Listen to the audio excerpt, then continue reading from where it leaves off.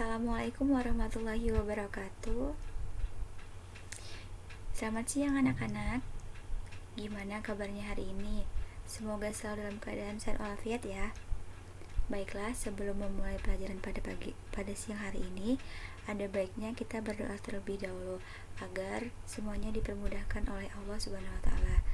Dan ilmu yang Ibu berikan semoga dapat bermanfaat untuk kalian semua. Berdoa dimulai. Berdoa selesai. Baiklah, seperti biasanya sebelum memulai pelajaran pada siang hari ini, silakan Ananda sekalian untuk mengisi daftar kehadirannya di grup WhatsApp ini.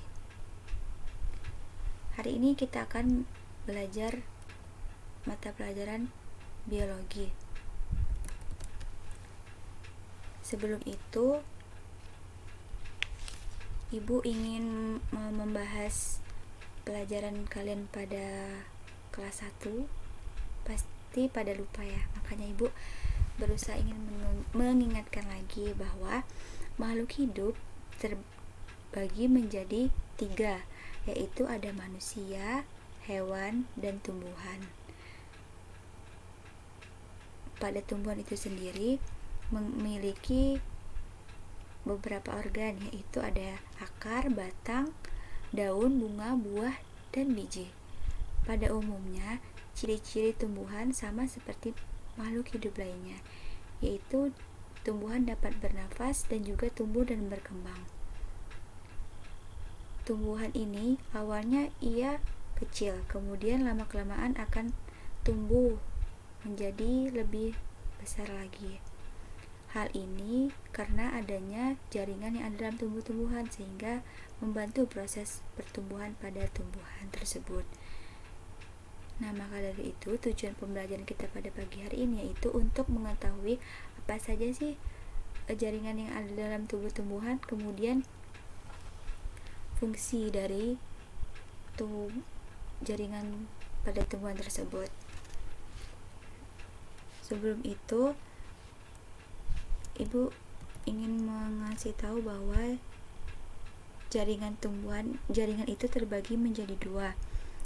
Ada yang namanya jaringan hewan dan jaringan tumbuhan. Adapun pengertian dari jaringan tumbuhan adalah sekelompok sel yang memiliki struktur dan fungsi yang sama. Kemudian jaringan tumbuhan ini terbagi menjadi 2, yaitu ada jaringan embrional, jaringan meristem, dan jaringan dewasa. Jaringan meristem ini adalah jaringan yang terus-menerus mengalami pembelahan atau masih bersifat embrionik, di mana ciri-cirinya yaitu sel-selnya muda, aktif melakukan pembelahan dan pertumbuhan, ukuran selnya kecil dan seragam, vakuolanya kecil atau hampir tidak ada, dan yang terakhir itu memiliki inti sel 1 atau lebih, inti sel relatif besar. Kemudian jaringan meristem ini terbagi menjadi 2, ada yang berdasarkan cara bentuknya dan berdasarkan letaknya. Sedangkan berdasarkan cara bentuknya itu ada yang namanya promeristem. Promeristem ini seperti namanya yaitu pro berarti artinya sebelum menjadi jaringan meristem. Nah, dia ini masih dalam bentuk embrio. Kemudian meristem primer. Nah, jaringan meristem primer ini yaitu jaringan meristem yang terjadi setelah perkembangan promeristem. Berarti yang pertama promeristem sebelum menjadi jaringan meristem, lalu kemudian berkembang menjadi meristem primer, lalu kemudian meristem sekunder. Meristem sekunder ini jaringan yang berasal dari jaringan dewasa yang kemudian melakukan perubahan menjadi meristematik. Di dalam jaringan ini memiliki banyak sel. Sedangkan berdasarkan letaknya, meristem ini terbagi menjadi 3. Meristem apikal. Meristem apikal ini jaringan yang tersusun dari sel muda sehingga bersifat masih aktif membelah. dan memperbanyak jumlah. Letaknya berada di ujung akar,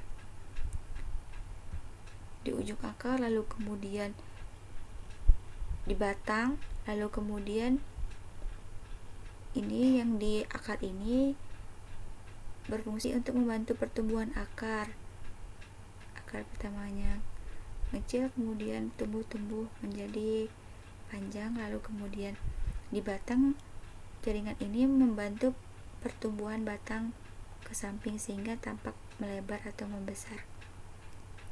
Kemudian meristem lateral ini meristem lateral atau ke samping ini disebut juga sebagai meristem sekunder karena berasal dari jaringan dewasa, memiliki kambium dan kambium gabus. Kemudian meristem interkalar, dia berada di antara meristem ini, letaknya di antara jaringan-jaringan dewasa, yaitu pada pangkal ruas batang atau pangkal ruas tangkai ranting, serta pada batang rumputan.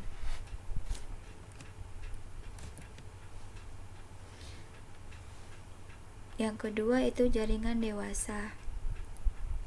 Yang pertama tadi kan jaringan meristem masih muda, kemudian jaringan dewasa atau jaringan permanen. Jaringan ini adalah jaringan yang telah mengalami diferensiasi. Jaringan ini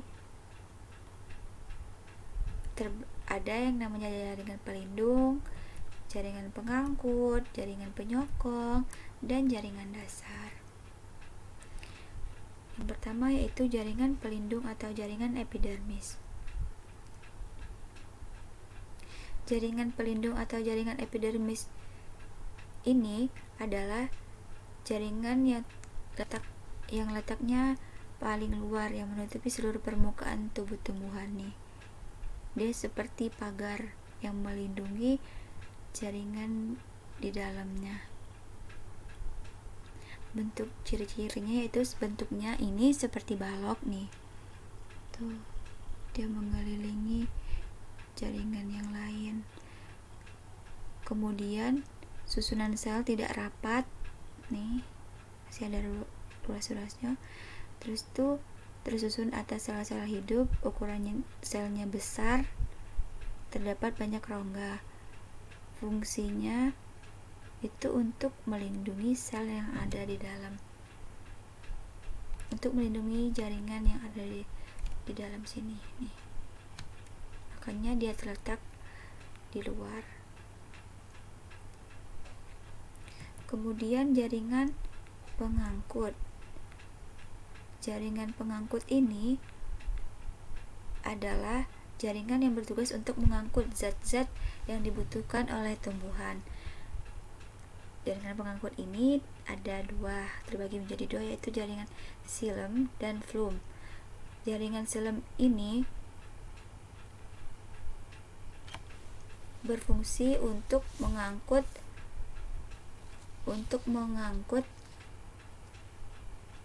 air dan mineral dari akar menuju batang. Kemudian kalau pada jaringan phloem ini berfungsi untuk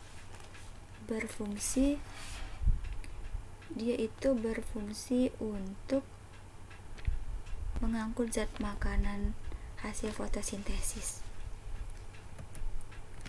Kemudian selanjutnya yaitu jaringan penyokong. Jaringan penyokong atau jaringan penunjang, yaitu jaringan yang memiliki dinding sel tebal untuk menunjang tubuh tumbuhan agar tubuh tumbuhan itu atau batangnya itu menjadi kokoh. Jaringan penyokong ini terbagi menjadi dua macam, yaitu ada yang kolenkim dan sklerenkim. Kolenkim ini yaitu jaringan penguat pada organ tubuh tumbuhan yang masih aktif dalam pertumbuhan. Kemudian ciri-cirinya yaitu bentuk selnya memanjang, tersusun dari sel-sel hidup, lalu kemudian memiliki dinding sel dinding selnya mengalami penebalan, bentuknya lentur lunak nih. Sedangkan jaringan sklerenkim ini merupakan jaringan penguat pada organ tubuh tumbuhan yang sudah tidak mengalami pertumbuhan dan perkembangan lagi. Nah, dicatat ya anak-anak, kolenkim ini dia itu masih bisa tumbuh dan berkembang, sedangkan kalau pada sklerenkim ini dia itu sudah tidak mengalami pertumbuhan dan perkembangan lagi. Adapun ciri-ciri sklerenkim yaitu dia itu tersusun dari sel-sel mati, mengandung senyawa lignin, tidak mengandung protoplas, dinding selnya itu tebal. Nih, dinding selnya itu tebal nih. Dindingnya tebal. Lalu kemudian jaringan dasar. Jaringan dasar ini yaitu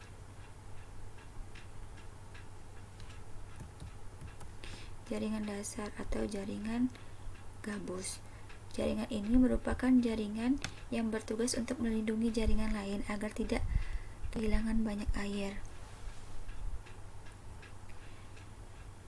Bentuknya itu seperti kambium gabus atau flogen, membentukkan jaringan ke arah dalam berupa sel hidup atau disebut floderm, sedangkan pembentukan jaringan ke arah luar itu disebut velum. Baiklah, hanya itu yang dapat Ibu sampaikan. Jika masih ada yang belum dimengerti, silahkan bertanya. Pesan Ibu, tetap jaga kesehatan, jangan banyak main, jaga pola makan, karena sekarang lagi masa pandemi. Hati-hati dalam bergaul. Selamat belajar, tetap semangat. Wassalamualaikum warahmatullahi wabarakatuh.